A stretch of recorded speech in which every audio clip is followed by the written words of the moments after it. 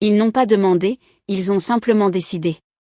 Et comme toujours, on s'attendait à ce que j'acquiesce, que je sourie et que je fasse en sorte que tout fonctionne. Je m'appelle Rachel Connors. J'ai 28 ans, je suis chef comptable dans une entreprise dont personne en dehors du milieu de la finance n'a jamais entendu parler, et je mène une vie tranquille dans un immeuble tranquille, sans drame et sans dégâts. J'ai construit tout ce que j'ai à partir de rien, mon diplôme, mon travail, mon score de crédit, même ma table de cuisine. Pas d'aide, pas de raccourci. Mais si vous demandiez à ma famille, ils diraient sûrement que je suis la froide. Pas parce que j'ai déjà crié, claqué une porte ou fait quelque chose de cruel, juste parce que j'ai arrêté de nettoyer leurs dégâts. Vous voyez, j'ai une sœur aînée, Aaron, 2 ans de plus que moi mais toujours 5 pas derrière. Aaron a l'art de transformer ses échecs en tragédie et de rendre tout le monde responsable à sa place. Perdu un énième emploi? Le patron était toxique. Expulsé d'un autre appartement? Les colocataires étaient jaloux. Encore une facture impayée? Elle fait de son mieux. Et mes parents, Carole et Franck, ne remettent jamais rien en question. Ils s'adaptent, réorganisent, et quand ils ne peuvent pas résoudre le problème eux-mêmes, ils se tournent vers moi. Tu es stable, Rachel. Tu as de la chance de pouvoir aider. C'était la phrase qui m'a suivie pendant des années. Aider pour la voiture. Aider pour le loyer. Aider pour la caution. Toujours aider. Et quand je disais non, les rares fois où j'osais résister, ils agissaient comme si j'étais en train de brûler des ponts. J'ai compris très tôt que ma valeur ne résidait pas dans l'amour qu'ils me portaient, mais dans mon utilité. Mais même l'utilité a ses limites, et ils allaient bientôt découvrir les miennes. Le dîner du dimanche avait une routine bien rodée chez nous. Même casserole, même table, même tension dissimulée derrière de la politesse. Ce soir-là, quelque chose sonnait faux. Maman m'a accueilli à la porte avec un sourire trop large pour être sincère. Tu es si mince, ma chérie. Tu manges assez? Papa n'a pas dit grand-chose, juste un hochement de tête et un distrait « Salut, gamine ». Aaron était déjà à table, en train de faire défiler son téléphone, évitant mon regard comme une adolescente convoquée chez le proviseur. Je connaissais les signes. Quand ma mère devenait trop douce et que mon père se murait dans le silence, cela signifiait qu'il s'apprêtait à m'annoncer quelque chose qu'il savait que je n'aimerais pas. Nous avons passé l'entrée. Maman a complimenté la météo comme si elle y était pour quelque chose. Papa ne cessait de remplir son verre, et Aaron jouait avec sa nourriture comme si elle avait peur qu'elle morde. Puis maman posa sa fourchette, croisa les mains sur la table et m'adressa ce sourire calculé qu'elle réservait aux demandes enveloppées de culpabilité. Rachel, commença-t-elle, trop doucement. On en a parlé.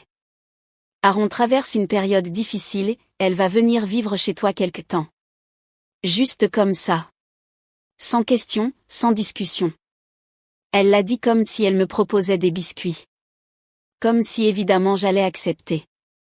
La pièce entière s'est figée, comme s'ils attendaient ma résistance, attendant le moment où ils pourraient me traiter d'égoïste.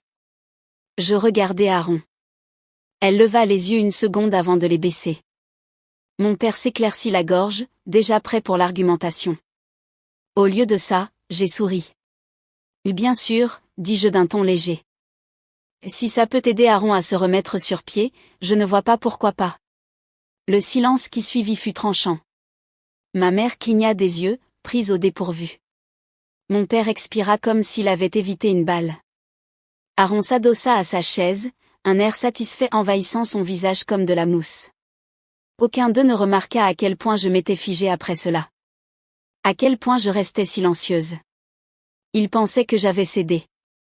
Mais ce qu'ils ignoraient, ce que personne n'avait pensé à demander, c'est que je ne vivais plus dans cet appartement depuis des semaines. Et je n'avais aucune intention de laisser Aaron ou qui que ce soit emménager dans un endroit qui n'existait plus pour moi. Je ne m'étais pas réveillée un matin en décidant de mentir à ma famille. Ça a pris des années. Des années de déceptions silencieuses, de faveurs enveloppées de culpabilité, de sacrifices vite oubliés, de prise de conscience que, dans ma famille, survivre impliquait des ficelles, et qu'être « la forte » signifiait juste être la plus pratique à exploiter. À 21 ans, la voiture d'Aaron a été reprise. Elle m'a appelée en larmes. Elle ne pouvait pas se rendre à son nouveau travail. Celui-là était différent, disait-elle. Elle avait juste besoin d'un petit coup de pouce pour commencer.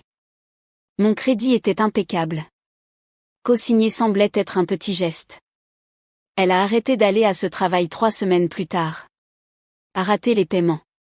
Devinez de qui le crédit a souffert? À 23 ans, maman m'a appelé en pleurs parce que l'hypothèque était en retard. Papa avait perdu son emploi. Aaron était revenu vivre chez eux. J'ai viré $2000 le lendemain matin. Personne ne m'a remercié. À Noël, maman m'a offert une tasse, meilleure fille du monde, et j'ai failli éclater de rire. À 25 ans, Aaron a eu un DUI, le premier que nous connaissions, au moins. Papa m'a demandé de garder le silence. Ça ruinerait la réputation de la famille. J'ai payé l'avocat. Aaron n'a jamais dit un mot. 1 an plus tard, quand elle s'est encore fait arrêter et que j'ai refusé d'aider, maman m'a traité de froide. Tu n'as jamais compris ce que c'est de s'inquiéter pour quelqu'un qu'on aime, m'a-t-elle dit. La vie d'Aaron est plus difficile que la tienne. C'est à ce moment-là que j'ai su. Pas soupçonné, su. Il ne me voyait pas. Il voyait une fonction, un robinet qu'on ouvre quand quelque chose casse. Un portefeuille qui sourit. J'ai commencé à me retirer. À refuser poliment, à changer de sujet, à dire « je vais y réfléchir » au lieu de « oui ». Ils l'ont remarqué. Et ça ne leur a pas plu. Un soir, je me suis retrouvée assise seule dans mon appartement, le condo que j'avais acheté sans aide, meublé grâce aux soldes, payé mois après mois avec des chiffres, des tableurs et une patience silencieuse. J'ai fixé la porte d'entrée et j'ai réalisé que je ne m'y sentais plus en sécurité. Parce qu'il n'était plus à moi. Quand il voulait quelque chose, c'était toujours à nous, comme mon temps, mon argent, ma patience. Alors j'ai pris une décision. J'ai appelé un agent immobilier, j'ai vendu le logement discrètement, légalement, sans bruit. Je me suis installée dans une petite location de l'autre côté de la ville. Personne n'a demandé où, et je n'ai rien précisé. J'aurais pu leur dire, mais je ne l'ai pas fait. Pas par cruauté, ni par vengeance, par préservation. Parce que parfois, quand on grandit dans une famille qui ne se souvient de vous que pour votre utilité, la chose la plus douce que l'on puisse faire pour soi-même, c'est disparaître juste assez pour respirer. Les messages ont commencé lundi. On apporte le matelas d'Aaron samedi matin. Franck charge les cartons vendredi soir. Elle est excitée à l'idée d'avoir enfin son propre espace. Je n'ai pas répondu. Je n'en avais pas besoin. Il s'adressait à une version de moi qui n'existait plus. Chaque message partait du principe que j'allais ouvrir la porte, réorganiser ma vie, absorber la charge sans protester. Ils l'avaient déjà fait. Ils ignoraient simplement que j'avais cessé d'écouter. Jeudi, maman m'écrivait chaque jour. Et dis-moi si tu veux que je nettoie quelque chose avant qu'elle emménage. Aaron dit qu'elle ne sera pas un fardeau. Elle apporte sa propre vaisselle. J'ai ri doucement dans mon café. Elle n'avait pas lavé une assiette dans son propre appartement depuis des années. Mais j'ai laissé faire. Je n'ai pas protesté. Je n'ai rien corrigé. J'ai attendu. Samedi matin, je suis partie tôt. Un café, puis une balade de l'autre côté de la ville, sans destination précise. J'ai arpenté un marché fermier sans intention d'acheter quoi que ce soit. Je suis restée un peu trop longtemps au soleil. Mon téléphone a vibré 3 fois avant que je ne regarde. Appel manqué. Messages vocaux. J'ai laissé le 4e sonner. Rachel. C'était maman, mais pas sa voix douce, l'autre, celle cassante, celle qui annonce la panique. Que se passe-t-il? Il y a quelqu'un ici. Un homme. Il dit qu'il habite le condo. Il dit que tu n'habites plus ici. J'ai laissé le silence s'installer. Je voulais qu'elle le ressente, l'espace inconnu, la certitude qui s'effondre. Tu ne nous as rien dit, lança-t-elle, brusque. Tu n'as jamais prononcé un mot. Non, répondis-je calmement. Je ne l'ai pas fait. Des bruits derrière elle, des sacs, la voix de papa, celle d'Aaron, inaudible. Rachel, siffla maman. Qu'est-ce que c'est que ça? J'ai vendu le condo, dis-je simplement. Il y a des semaines. Et tu as quoi? J'ai déménagé. Discrètement. Je ne pensais pas que ça comptait. Personne ne m'a demandé où j'habitais, alors je n'ai rien dit. Silence. Je les imaginais sur le palier, leur sac au sol, réalisant qu'ils avaient préparé une invasion, et s'étaient trompés de château. Puis papa, coupant d'un ton sec, tu nous as menti. Tu as dit qu'elle pouvait emménager. J'ai dit, si ça aide Aaron, je ne vois pas pourquoi pas. Je n'ai jamais dit où. Un souffle court. Puis Aaron, enfin, et maintenant? On est censé faire quoi, exactement? Elle sonnait jeune d'un coup. Pas en colère, perdue. Un instant, j'ai failli répondre. Mais je ne l'ai pas fait. Parce qu'ils ignoraient ceci, je n'avais pas changé les serrures par colère. Je n'avais pas vendu le condo pour prouver quelque chose. Je l'avais fait parce que j'étais fatiguée de vivre dans un lieu qui ne m'appartenait jamais vraiment. Je l'avais fait parce que je méritais d'entrer chez moi sans me préparer à encaisser le prochain coup. Et parce qu'il y a des gens à qui la plus grande gentillesse qu'on puisse offrir, c'est de cesser de leur faire de la place. Ils pensaient que ça s'arrêtait là. Ils se trompaient. Le soir même, ils étaient devant ma porte. Je le savais. Même en buvant mon café ce matin-là, même en laissant leurs messages s'accumuler, je savais que maman ne lâcherait pas. Elle chercherait, appellerait quelqu'un, ou viendrait juste pour prouver que, peu importe où je vivais, j'étais toujours accessible, toujours disponible. Au coucher du soleil, 3 coups secs ont résonné. Les coups qu'on frappe quand on essaie d'être poli, mais qu'on tremble encore de colère. J'ai regardé par le Judas. Carole, Franck, Aaron et un coffre de voiture rempli de cartons, comme un déménagement forcé. J'ai entrouvert la porte. Vous m'avez trouvé, dis-je froidement. Maman était rouge, coiffure défait, rouge à lèvres pâlies. On a essayé d'appeler, dit-elle d'une voix tendue. On ne pensait pas qu'on te trouverait vraiment ici. C'est mon appartement, répondis-je. Mais tu as dit, lança papa, sa voix montant déjà. Tu as dit qu'elle pouvait emménager. Et maintenant, on est là avec toutes ses affaires, et tu nous traites comme si on était des étrangers. Je n'ai pas bougé. Je n'ai jamais dit qu'elle pouvait emménager ici. J'ai dit que, si ça aidait Aaron, pourquoi pas. Ça, c'était à l'ancien endroit où, si vous vous souvenez, je n'habite plus. Aaron avança, bras croisés, visage rouge. Pas de honte, de rage. Tu es pathétique, Rachel. Tu te crois toujours au-dessus de nous. Mais ça, c'est cruel. J'ai incliné la tête. Tu as emballé ta vie et traversé la ville pour t'installer dans un appartement dont tu n'avais même pas confirmé qu'il était encore à moi. Ce n'est pas de la cruauté. C'est de l'entitlement. La voix d'Aaron se brisa. Je suis ta sœur. Oui, dis-je. Et tu as passé des années à confondre ça avec logement gratuit. Papa s'est interposé entre nous, la voix chargée d'un avertissement. Ça suffit, Rachel. Nous ne partons pas. Nous avons supporté beaucoup de choses venant de toi. Tu dois bien ça à ta sœur. Et voilà. Le mot qui flottait toujours, jamais dit mais toujours présent. Devoir.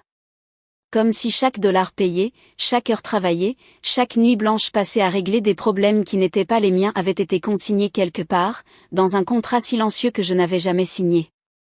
Je me suis reculée et j'ai pris mon téléphone. Qu'est-ce que tu fais? Demanda maman, plissant les yeux. Je ne répondis pas. Je composais un numéro. 3 sonneries. Puis, 911, quelle est votre urgence? Ma voix resta posée. Oui, j'ai des membres de ma famille devant mon appartement qui refusent de partir. Ils ne sont pas sur le bail. Ils n'ont pas été invités. Je souhaite signaler une intrusion. La bouche d'Aaron s'ouvrit. Franck jura entre ses dents. Maman me regarda comme si je venais de la gifler. Rachel, murmura-t-elle, presque suppliante. Tu appelles la police contre ta propre famille. Je vous ai demandé de partir, répondis-je. Vous ne l'avez pas fait. L'opératrice me demanda mon adresse. Je la donnai. La voix d'Aaron trembla de rage. Tu vas tout gâcher. Tu sais ce que les gens vont penser de toi? Ce qu'ils vont dire? Oui, dis-je. Ils diront que j'ai enfin cessé d'ouvrir ma porte. Maman cligna des yeux. Sa voix devint plus petite. Tu étais gentille, avant. Je ne bougeais pas, et toi, tu remarquais quand j'avais mal. Le silence qui suivit n'était pas vide. Il était dense, rempli de chaque limite ignorée, de chaque mot avalé, de chaque oui prononcé quand j'avais envie de hurler non. Une voiture de police arriva 10 minutes plus tard. L'agente sortit grande, calme, une main proche de sa ceinture mais détendue. « Bonsoir, dit-elle. Nous avons reçu un appel concernant une intrusion. » J'ai hoché la tête. Et c'était moi. Elle regarda mes parents, Aaron, et la voiture avec les sacs encore dans le coffre. « Madame, monsieur, je vais devoir vous demander de quitter les lieux. »« C'est notre fille, » dit Franck. « C'est une affaire de famille, » répondit l'agente, « mais c'est son domicile, et vous n'êtes pas autorisé à y rester sans son autorisation. » Aaron semblait prêt à pleurer ou à jeter quelque chose ou les deux. « Tu vas le regretter, Rachel. »« Non, dis-je. J'ai regretté presque tout jusqu'ici. Ça, c'est la première chose dont je suis sûre. » Le lendemain, je me suis réveillée avec 12 appels manqués. 5 de maman, 2 de papa. Les autres de numéros inconnus, sûrement des cousins, ou des connaissances de la famille que je n'avais pas vues depuis le lycée. Puis les messages sont arrivés. « Comment as-tu pu faire ça à ta propre sœur? Ta mère est dévastée. Aaron dort dans sa voiture. C'est ce que tu voulais? » Je n'ai pas répondu. J'ai juste fait défiler. Et je l'ai trouvé. Une publication Facebook de ma mère. Public. 3 paragraphes ponctués d'émojis brisés et d'une photo d'Aaron bébé. Nous avons élevé nos 2 filles pour qu'elles prennent soin l'une de l'autre. Mais l'une d'elles a oublié ce que cela signifie. Nous sommes bouleversés que Rachel, si réussie, si privilégiée, nous tourne le dos dans notre moment de besoin. Aaron ne méritait pas ça. Personne ne le méritait. Des centaines de « j'aime », des dizaines de commentaires de gens que je n'avais pas vus depuis mes 12 ans, me traitant d'égoïste, de froide, d'ingrate. Ce n'était pas nouveau. Juste plus bruyant. Astérisque astérisque, j'ai fixé l'écran un long moment.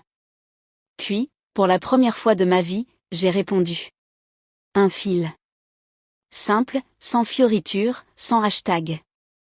Capture d'écran, le virement de 2000 $ pour leur hypothèque. Capture d'écran, mon nom sur le prêt de voiture d'Aaron, suivi de l'avis de recouvrement. Une photo de la facture de l'avocat pour son affaire de DUI. Une chronologie de tous les « services exceptionnels » que j'avais rendus depuis mes 21 ans. Le reçu de la vente du condo. Et enfin, un message que j'avais gardé, celui où Aaron m'appelait « robot ennuyeux » parce que je refusais qu'elle squatte chez moi un mois. J'ai fini par une seule phrase. Je n'ai pas abandonné ma famille. J'ai juste cessé de m'endetter émotionnellement. J'ai éteint mon téléphone. Pas par peur, mais parce que je n'avais pas besoin d'applaudissements. J'avais juste besoin de silence. Et pour une fois, je l'avais.